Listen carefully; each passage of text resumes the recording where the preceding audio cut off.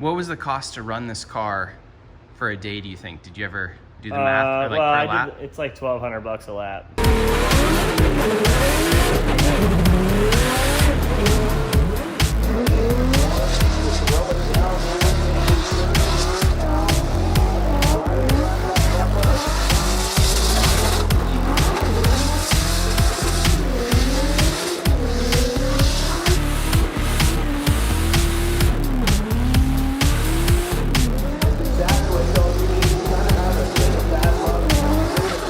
A 90 gets Denofa, top of the pack, front.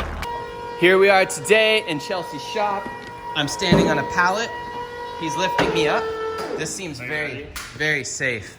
I'm doing this to get beautiful views of what happened to old Formula D cars. I think that's it. What happens to old Formula D cars? This car was Chelsea Denofa's E46. How do you want to introduce it? This was my last iteration of E46 Formula Drift car. How many of these did you have? I only had 2 of the E46s. What happened to them? What happened to the first one? Did you get First totaled? one I smashed into the wall on the quarry. And then the second one I built with my team in like 16 days, and then ran the rest of the season with it. And then sold it to fund this car's build. Okay. So how many Formula D events did this specific car do? From three full seasons. This car did 3 full seasons? Yep. So did this come before the Bridges RX-8? Or after? Bergenholtz, sorry. After. That was in 2012. So this came after all that? Yep. Okay, very cool.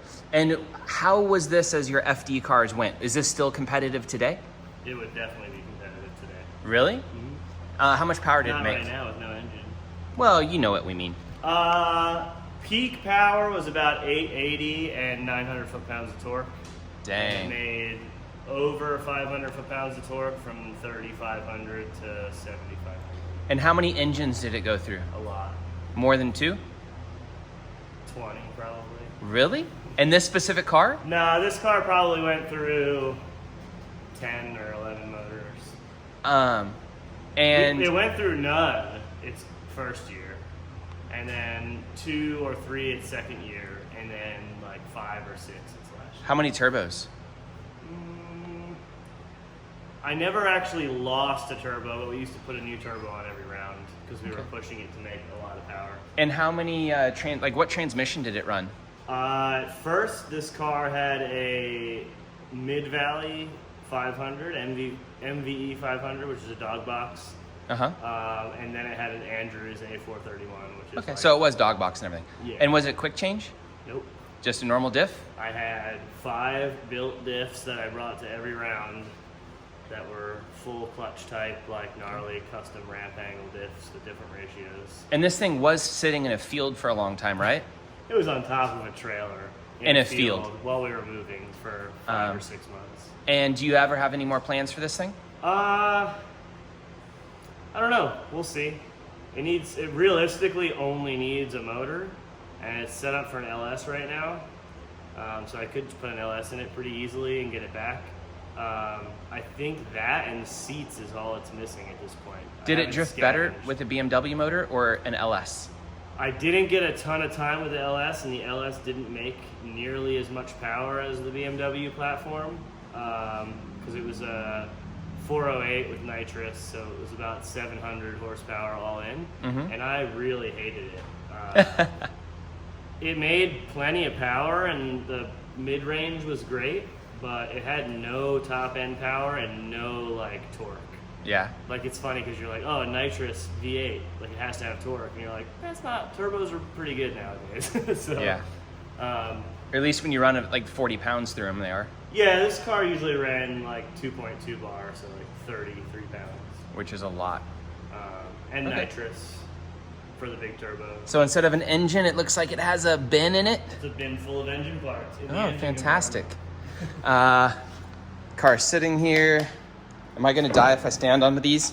Just step right on it. Oh, this is sketchy town. All right, let's see here. How don't want to make too much of a mess. Oh, it's just sitting here stored full of parts. Yeah. That makes sense. Together whenever it's ready. All right. So this is pretty bad. I'll give you a walk.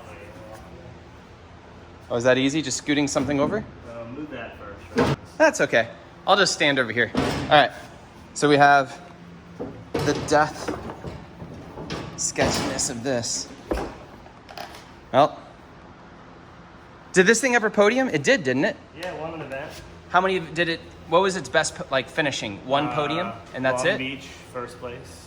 How many events did it podium? I think that's it. Okay. How many events did you podium in any of your BMW chassis? Oh, like an FD or total? Yeah.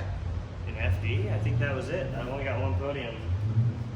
Maybe Out of two. all the BMWs In stuff, FD? or yeah, Yeah. out of all the BMW chassis, so you're way more successful in the Mustang. I had 4 years of the BMW chassis and I'm on year 5 of the Mustang. Dang, so 9 years. Well, you're killing it now. All right, let me down. Beep, beep, beep, beep, beep, beep, beep.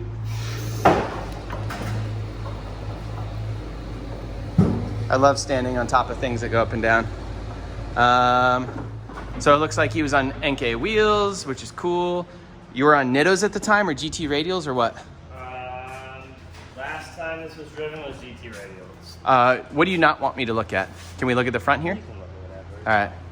So he's always been on BCs. It looks like an SLR kit. No rocket science stuff here. You had a sway bar. It's not like some cool NASCAR bar. Nope. Your rack is in the correct place. Nothing crazy. Sure. You probably can't. Oh, is it? Yeah, sure. Cool. Remote reservoir shocks. Is there anything cool to look at in here that you want to point out? No, just a lot of the stuff's inside, but everything was built to be super lightweight, so drag brakes. This car was 2560. Oh. 2560 with me in it. Yeah? With nitrous and all that stuff. A lot of chassis work.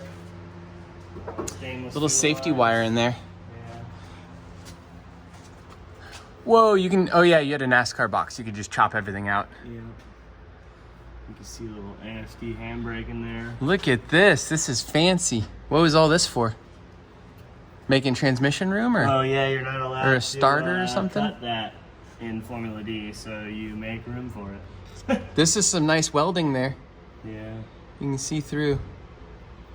Cool. I did not do any of the welding prep on this car. It's interesting you can podium in a car that's like Pro-Am welding level. The chassis is like that. There's a lot of other stuff that is not Pro-Am welding. But y'all went through and stitch welded a ton I of did it, not looks do like. any of that. Oh, who stitch welded it? Someone before you? Someone who's no longer with us. Oh. He's dead? They are dead, unfortunately. Uh-oh. We won't Rest go in there. pepperoni.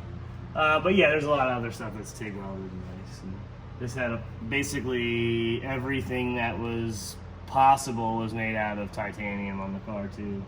Charge pipes, exhaust, mufflers. Was it a lot worthwhile? of the bolts. For sure. We needed to weigh 2550 for our tire class, and we got it to that with me in it. So. Fuel cell, rear mount radiator. Wait, so the car weighed like 22 something? 2300? 2360 without me in it. You know? Dang. Just looks like a BMW diff. What broke on this thing with the BMW diff with like 800 foot-pounds of torque? 0. Rear mount radiator. Look at these. Yeah, remember that? Did this work? All the time. That was Yeah? the best. They made us get rid of them. Really? Yeah, I ran the Because last it was year cheating? that it was legal. Look at this little sacrificial piece. Yep, had to have a continuous hoop, so we added a continuous hoop. That does a whole lot. Oh, this is just for show? No, it's for rule book. Right, but I mean for a rule book, like show for the rule book. Yeah, I don't believe in things that are just for show, obviously. Rear mount radiator. What fan is this? Lincoln Mark 8. Yeah. Is that basically the same as a Taurus? Yeah, these flow a little bit more now. Very cool. Everything rear crash structure, all bolts on. Did you actually go through many of these crash structures, or did this keep it Yeah. all together? I think I only went through 1 or 2, and this is all chromoly. Yeah. Awesome. Look, it still has a spring off of the shock. Why do you do that? It's got no shocks in it right now. But I mean, it didn't have like a true coilover setup. Yep, I ran a divorced setup because the last year we ran an FD, we had airbags on there and a true coilover on the shock. And did you like that? Yeah, so you could adjust it in between runs really cool. easily for lead and chase. But I've always ran separate spring and shock because it makes 0 sense to run a true coilover on these cars. How were you able to run an airbag and adjust it from inside the car? And you had an air tank and you just went shh, shh, shh, shh. It's up there. And is that legal? It was, not anymore. Okay. How big is this fuel cell? 5 gallons. Was it worth putting it right there instead of, somewhere else? Yeah, just that was the exact placement it needed to be to keep weight where we needed it and to balance the car out. Plus, there's no room in the back for a cell. Yeah. It's a stock location, basically, tank, just only on one side. Cool. It also made it a lot more serviceable for all this stuff. As you notice, we have LED lights everywhere under the car. So you can work on So it? you can work on it at night. Huh. And pretty much anything that's serviceable is easy to get to. So why are you building a Mustang fun car right now when you could just drive this? Is it because of branding? Yeah, I gotta be in a Ford. Plus, there's no I wouldn't put this back together with a lame motor in it. And if I have to put a real motor in it, I'm never gonna want to drive it. All right. I hate driving cars that make a lot of power and require you to work on them. And change tires? Yep. All right. Yeah, Well, this car. I think that how this car came off track in 2016, it could still win today. that's good. Yeah, it had Means a you lot built a more- good car. It had a lot more in it, and we never even really used all of it. And we were on a 255. Is this the ultimate chassis to drive in Formula D? I think it's the ultimate with budget in mind. Okay. Yeah. Cool.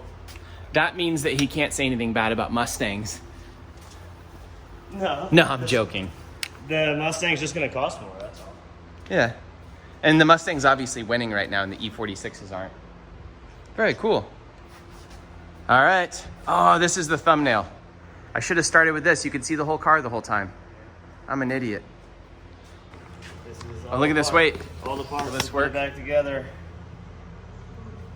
They're Is it all good? in here. Light in for a second. Record. So, Yeah, it doesn't let as much light in. all this stuff to put it back together. It's funny because the inside of this car was what was really nice. The cage was always really nice. The fuel cell stuff is really nice. You can't even see any of it. It's all covered up. Thank you very much, sir, for sharing your hopes and dreams with us. This car meant everything to you for quite some time, and now you store it. It still does. It's still here. Yep. One so day. much blood and sweat and Maybe tears. I'll sell it. No, you won't. I don't know, maybe. I don't have a lot of emotional attachment to it. Yeah, I have mostly hate for my old race cars. My biggest thing is these cars, and this is what no one understands.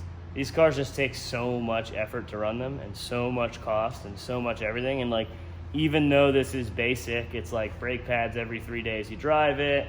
It's tires every 2 laps. You can't put a lame motor in it because of what it is. So you're going to have a motor that is at minimum rebuilt completely every year. A dog box that's rebuilt every 6-7 days of driving. It's just gets to be so nuts that it's too much money. What was the cost to run this car for a day, do you think? Did you ever do the math? Well, per I lap? did, it's $1,200 a lap. So, yeah. Because you got to calculate in how much it costs to run the whole season and just divide that by how many laps you did. I didn't Yeah, do but very that's many the laps. math that hurts. Yeah, but that's part of it. Yeah. Or you could build a simple car that's fun and go win Pro-Am with it and not do anything but change tires in it for an entire year. Yeah. But kids want to build this car to go drive Pro-Am with and stuff. It's crazy. Quit breaking their hearts. I'm not breaking your hearts. I'm trying not to. All right. Okay. Building gnarly cars is stupid. Perfect. All right, let me get it.